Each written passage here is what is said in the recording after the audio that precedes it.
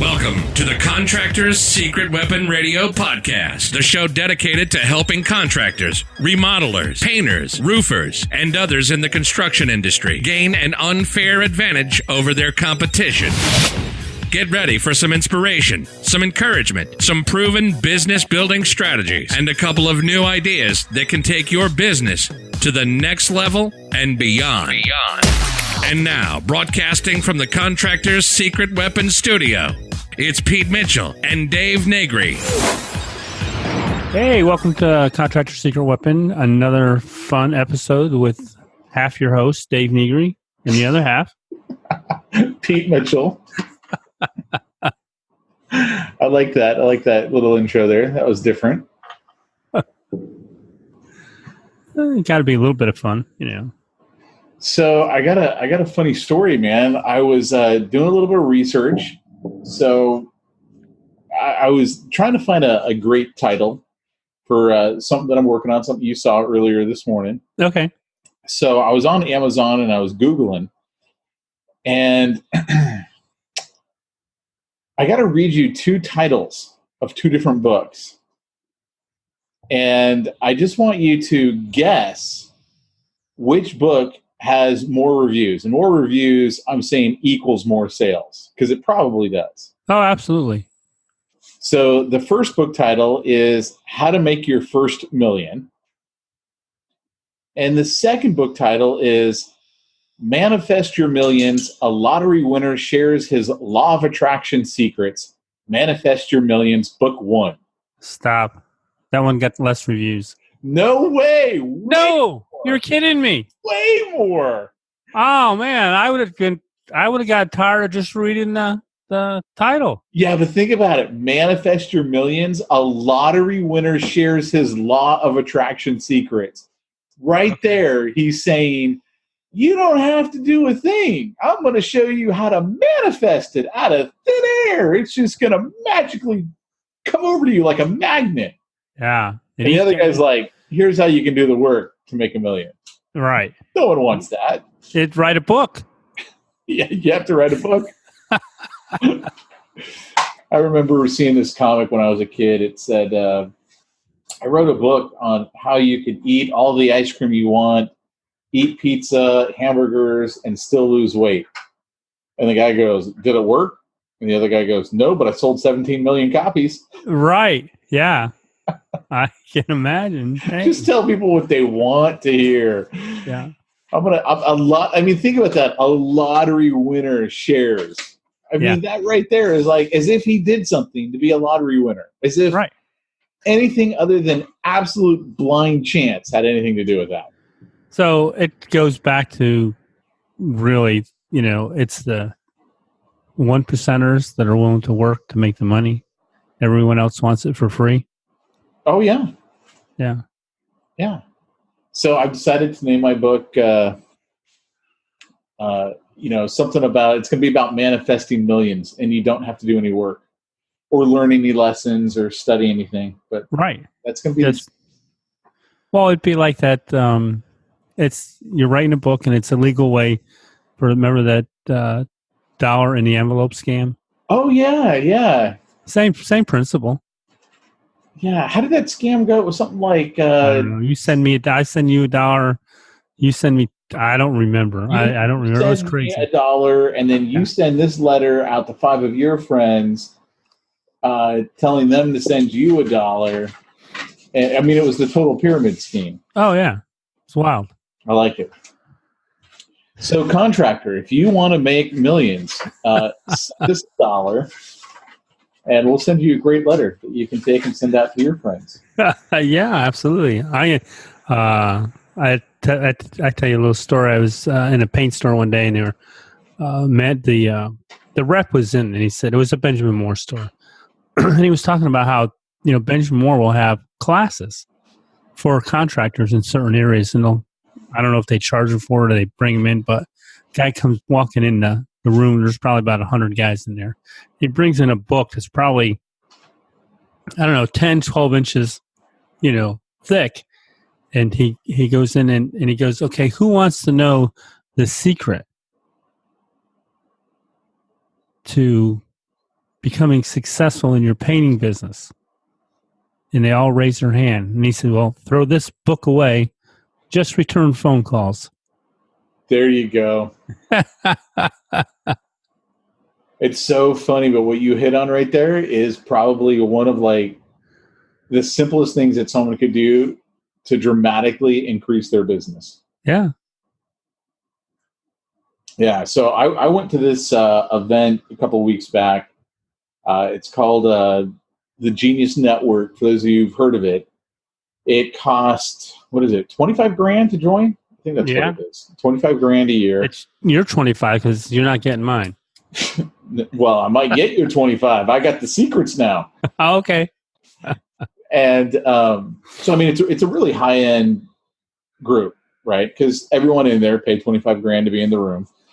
And so I was at this meeting, and I'm taking notes, and there were some really, really good ideas. And one of the ideas, and this actually wasn't one that I was going to share on today's podcast, but one of the ideas the guy was talking about was creating your company culture and really getting all of your employees to be on the same page, and therefore building really brand loyalty with your clientele. And a lot of that has to do with your company culture and how your clients feel when they interact with the employees and things like that. Yeah, absolutely.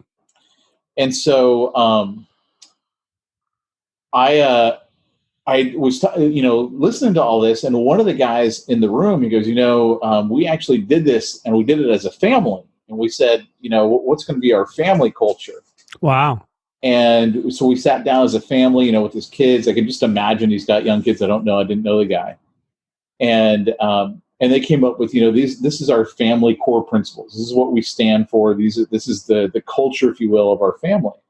And I really, really liked that idea. And so I started right then. I was writing down, okay, what are all of the things that I stand for, that I want our company to stand for? And one of the key things was, so the guy who heads it, his name is Joe Polish. And he's got this wall with all this artwork on it, and they all stand for his core values as a company. And one of them is, it just says repurpose, and it says it over and over and over and over again on the whole picture. And, basically the point of that line is, hey, if you create content, you can reuse that over and over again, right? So you and I do podcasts, we can transcribe it. Now we've got a transcription we can give out. We can have articles written off of the content that we cover. We can have blog posts. We can have newspaper articles, magazine articles. We could, do video, and now we've got videos. So we take the same content and just repurpose it. So I always really liked that. And I was like, okay, so what's one of my core beliefs? And that is, money is in the follow-up. So I was making the artwork getting the text for my graphic design for him to make the artwork. And I just put follow-up, all on one page, right? Or one slide, one artwork, one painting, whatever you want to call it. Right. Because that's where the money is, right? How many times have you and I talked about that on this very podcast? That's totally where the money is. It's all in the follow-up. And I think your guy is right. Throw out the book and just return phone calls. There you go. I had this guy literally text me over the weekend because we want to have some more yard work done. And I got to have one of my palm trees pulled out. And so it was a little bit more money than I really want to spend, because it's like $1,000 to pull it, grind the stump, and then trim all the rest of our palm trees. And I'm like, dude, it's $1,000. That's a lot of money. I just don't really feel good about spending that. But ironically, he keeps following up with me, and so now he's coming over on Saturday. That's all he had to do, was just keep following up with me until I was ready to say uncle and go, all right, take my $1,000. Now get rid of the stupid tree. So hey, why not? Everyone, I think a lot of people get I can't think of the word right now. They feel like they hate rejection. Yeah. So it's not personal. Either they're going to spend the money or they're not. Yeah. Well, and here's the other thing too to look at is if they tell you no, are you in a different position than you were before they told you no? Of course not. It's exactly the same Yeah, position. absolutely. I mean, And really, what are they saying no to? Sometimes you got to ask that question. What are you saying no to? yeah. Okay, you didn't want to spend $1,000. I mean, I may not have followed up as much as he did. I would have asked you, what don't you want to include? Yeah. Well, and exactly. He could have done that and would have probably gotten it sooner had he done that, and he didn't. So it took him longer to get it, but he still stayed on. Yeah. Eventually, he ended up getting it because he stayed on me. And that's kind of the point right there. In fact, one of the takeaways that I had from this event, this would be a good one to share right here, because this is apropos for contractors, especially contractors that have anything to do with the home, roofers, flooring, HVAC, landscapers. I mean, if you have anything to do with that. And basically, we had this one guy who shared. He's a sales trainer, and he's a very, very high end sales trainer, very good at what he does. And so he said something that really made everyone laugh, and it stuck out in my mind. He said, "There's only 2 reasons that someone doesn't buy from you. The first reason is the reason they tell you, and the second reason is the reason they don't tell you." So, and he's right? There's only 2 reasons they don't buy. It's either the one they told you or the one they didn't tell you. And most of the time, it's not the one they told you, right? It's the second reason. Right. And so his point was, he goes, you want a really easy way to get to that second reason, or the hidden reason, if you will, the hidden objection, is you just say, okay, other than what you've just shared with me, tell me, is there any other reason that we can't do business? And so just that little simple question, like if he would have asked that, why aren't you ready for this, or whatever? And, I probably said, well, I'm not sure if this weekend's convenient. And he could have come back and said, hey, other than what you shared with me, is there any other reason why we can't do business? Why we can't come over and do the trees? Is it really this weekend? I mean, we could schedule in for the next week, whatever, right? And what it's going to force me to do is now tell you, well, what the real reason is, or at least one of the next fake reasons, so you can keep asking it until you get to my end real reason as, right. Hey, I really don't want to spend $1,000, and I don't want to ask you to come down on your price because I know it's a lot of work, and I don't want to be a cheapskate.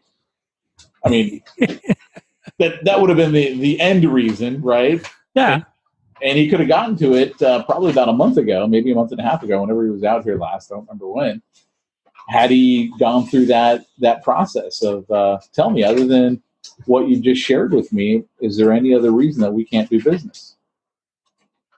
Or as my buddy Wayne would say, other than what you just shared with me, what are some other reasons that, or wait, how did you say that, Wayne? What other reason is there? What other reason is there? Yeah, you only want one. You don't want to give me a whole list. Yeah.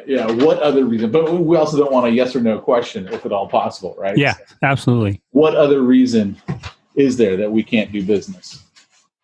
And there you go. Now we're getting to the heart of the matter. So that's something that everyone in the contracting world has gotten, those 2 reasons. The one that they were told, and then the real reason. And I have some of my favorites, like I have to ask the boss. That's a real manly answer. Yeah. Just tell me you don't want to do business with me. That I can handle it. Yeah. What do you usually say when they say that to you? I said, and then you'll call me. He goes, yeah. I said, don't worry. I said, I know you're not going to, so don't fret about it. So you don't try and overcome it. You just let them. You just call them out on the fake excuse. Yeah. Not for it depends on how much it is. Right. Depends on what the deal is that you're going for. Yeah. Yeah. It's really funny because as a salesperson, I know not to do what we call the one-legged presentation, right? You never do it in front of the husband and not the husband and the wife. Right. Because they're always going to say, oh, I got to go check with so-and-so, or, let me make sure it's okay with my wife. And so I know that. I'm in sales. And it's so funny because when I go out and I talk to people, I have to tell them, look, I'm in sales. I know you can't make a one-legged presentation, but I'm telling you right now, I really am the decision maker. My wife doesn't want to be here. You just need to pitch to me. Yeah. Right. And I'm the same way. I tell them, listen, I'm going to make the decision. If I like the price, we're going to go with it. If I don't like the price, I'm just going to say, now's not the time, And that's how I handle a lot of people too. And especially if I'm doing, big, pricing and stuff like that, and anything over $2,000 or $1,000 or $2,000, whatever the case may be, I'll just look at them and say, listen, I know that you have a price in your mind that you came up with, what you think is fair. I don't know how you got that price, but everyone has one. We all have it. And I go, I'm going to give you a price. And if it's close to what you think is fair, then we're going to do business. But if it's off, then we're not going to do business, and I'm okay with that. And it just lets them know politely that I'm not changing the price. Well, I like that. I like that, setting the expectation. Yeah. And it's okay. I mean, they don't have to, they can tell me that, no, it's too high for me, or I have to say, you're really expensive. And I go, I really know. But a lot of times they'll say that, and I'll say, that's not a question, is it? Yeah. Huh. I like that. I like that a lot. Yeah, and I think that's, here's the thing, guys. I think far too often those two things right there get overlooked, and that is not getting to the real objection as to why someone's not doing business with you, and we don't follow up. Like if someone just addressed those two issues in their business, that right there alone could be worth an extra couple $100,000 to them over the next 12 months. Because you think about how much business do you have come through your door, either, I don't mean physically through your door, maybe you go out to them, you give them quotes, whatever it is, and it never goes any further. Like, I'll give you another example here. My wife and I, we wanted to have hardwood floors put in our front room because our carpeting is nasty. It's like this light gray. We had for years 2 dogs. Now we had 3 dogs. Now we're down to 1 dog, but just dogs, right? I mean, dogs on light gray carpet, not a good mix. Now we got 2 kids and they're dirty. And then, we wear shoes in the house. So it's just, the carpeting's nasty. I mean, it really is. And we'd rather have hardwood floors. And so we called up a brand name flooring company who we've seen their commercials. I'm sure everyone listening to this podcast has seen their commercials because they had a special 50% off, right? Right. Of course it's a special, right? So I had a number in my head of what I would pay. And they sent somebody out here, and he does this whole little thing. Which one of these do you like? Right? Oh, we like this one. Well, that's this is I don't know what it was per square foot or any of that, right? And finally comes back with a price, and it was literally like 2.5, 3 times. Oh my goodness! What I was going to pay, and this is 50% off. So hey, it was really what is that? 6 times what I was going to pay. Right. And whatever it takes to get them in the door is what they're doing. Like clearly. Yeah. And I'm just like, no, this is far more than what I was willing to pay. So far, I'm not even going to insult you. Right. My number was in my head, because if all of a sudden you guys came down anywhere close to that, I'd literally have no respect for you, because I would just be like, you're just out to screw everybody who steps through, the door.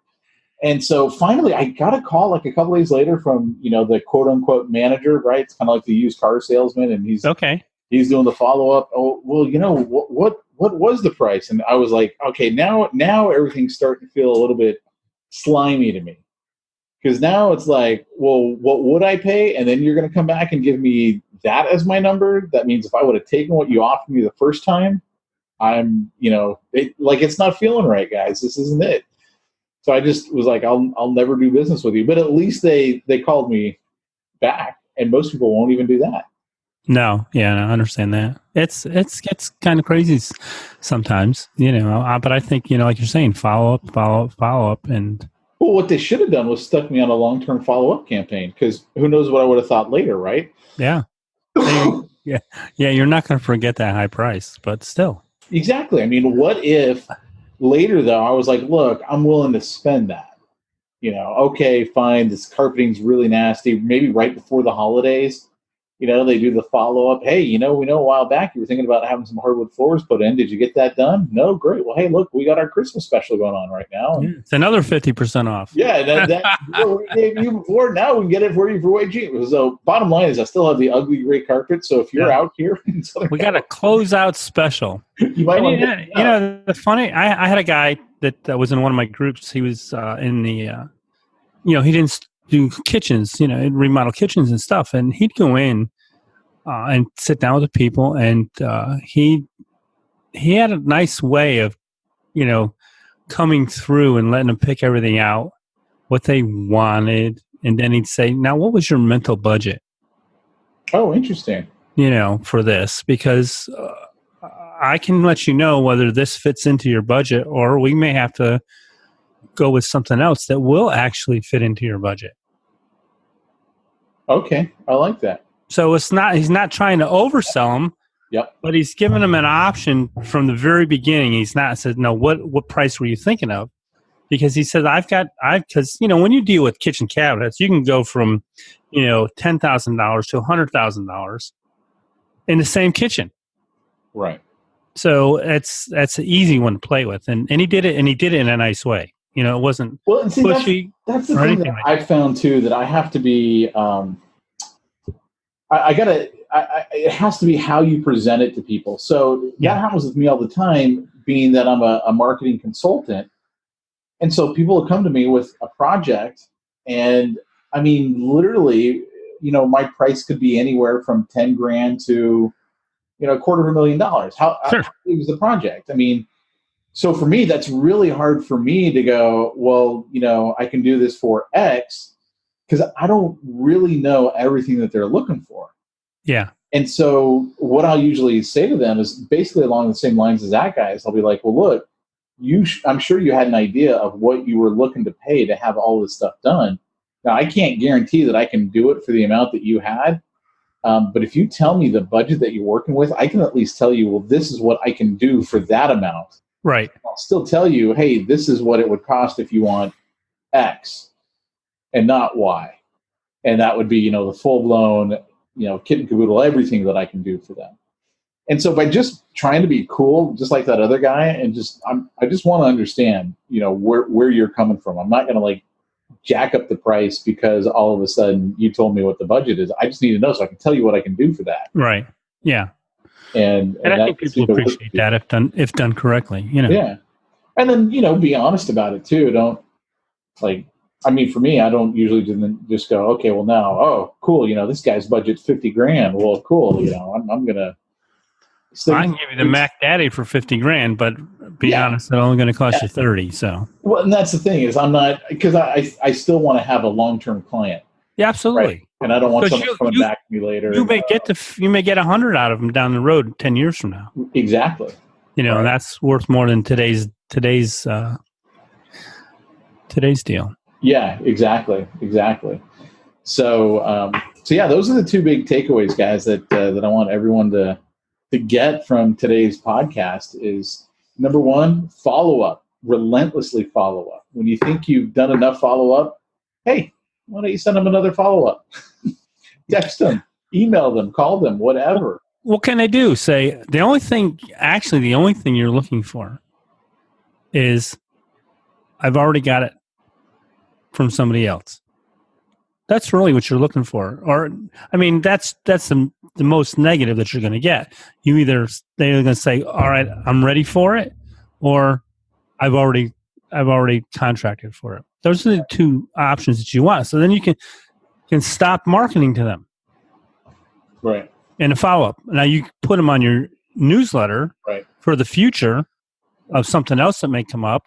Or they may just say to one of their friends, this guy followed up. I didn't give him the business, but he's tenacious enough. I would recommend him. And I would also be thinking, like, if they did come back to you and say, hey, I already did that, like, you would know your industry. Can you now pivot to something else that they would want done? Right. Can you still turn that lead into a profit center for you, even if it meant referring the business to someone else because it was something you didn't do? The example I've given before here on this podcast is the patio cover we had put up in our backyard. It was a full-blown remodeling company, and this was just the thing that they specialized in, but they did everything that had to do with remodeling.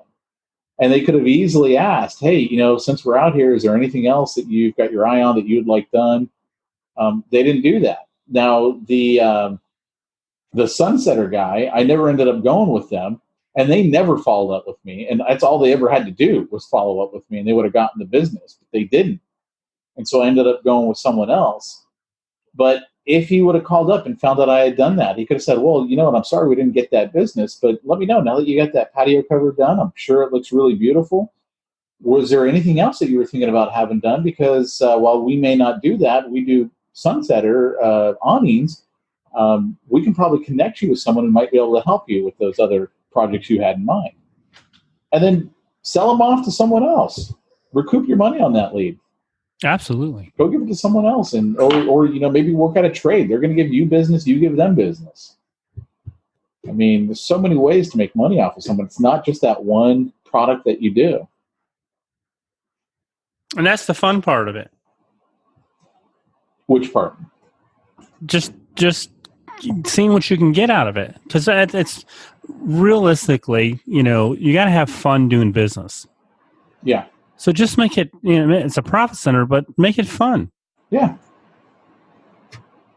Yeah, absolutely. Absolutely. So there you go. There's your golden thread. Follow up and get to the real objection. Get to that hidden objection as to why they're not doing business. Do those two things, and you could have a dramatic change in your business right now. So one thing on the follow-up, just send them a 9-word email or a 9-word text. Yeah, either one. Are you still interested in doing such and such? Just that's it. And because they're going to answer you. Especially with the text. If it's a text, they're totally answering. Yeah. Go back and listen to that episode, guys, that we did on that. What do we call it? Pete's Secret Sauce for something? Yeah, I got to see here. Pete's Secret Sauce. Hey, you need to make up a picture for that one, and we'll put it up on the social media. I do. Yeah, that was a good one. See, I'm trying to... Of course, they're all good, so what can we say? I don't... When I listen to them, it erases them from my iPhone. So I got to Oh, does it really? Well, go into the website. Oh, yeah, of course, right? I didn't even think about that. Of course it's on the website. Of course. Yeah, what the heck? Yeah. So there you go, guys. Follow up and get to the real objection, and just do those two things and watch it have a major impact on your business. So with that, Dave, anything else you want to share? No, I'm good for this week. That sounds awesome. Just do it. Cool. All right, guys, we'll be back next week with another great episode. Talk to you then. Take care.